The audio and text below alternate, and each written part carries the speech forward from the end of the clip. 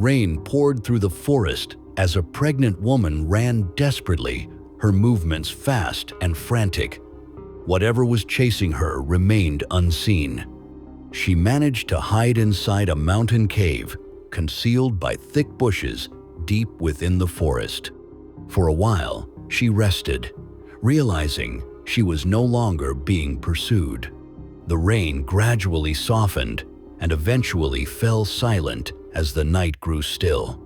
Gathering her strength, the woman whispered a prayer. It went as follows. Lord, you have sent me to the earth to deliver your son, who carries your very DNA.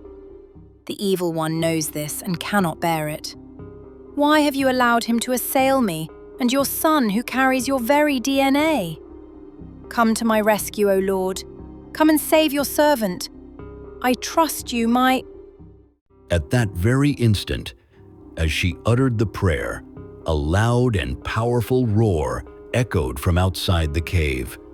The sound was so strong and thunderous that it spread across the entire forest. Oh no. Oh Lord, you have surely forsaken me. The roar grew even louder and more terrifying. As fear gripped her, she suddenly realized her water had broken. Right there on the cave floor, she gave birth. She tore her blouse and wrapped it around her baby, then gathered grass and fashioned a nest, as birds do, placing the newborn boy at its center. The roar fell silent for a split second, and at that very instant, the cave where the woman and her newborn were hiding exploded, open as if by a bomb. She was exposed to the darkness of the forest, holding her baby tightly to shield him from the flying rocks and massive blocks of earth hurled by the tremendous blast. She was visibly injured, blood covering her body, but she clutched her child with all her strength, determined to protect him from harm. The roar sounded once more, and the woman wrapped her child even tighter. Slowly, she lifted her head to see what stood before her. Her gaze stretched upward, as the creature before her seemed to possess infinite height, towering impossibly into the sky. Ruler of the earth, you have finally caught up with me. You are in my turf. And what is that in your arms? The reason I'm going to kill you, huh? You know very well he cannot die. Why waste your energy? I have nothing to lose. Listen, the time to bargain is over.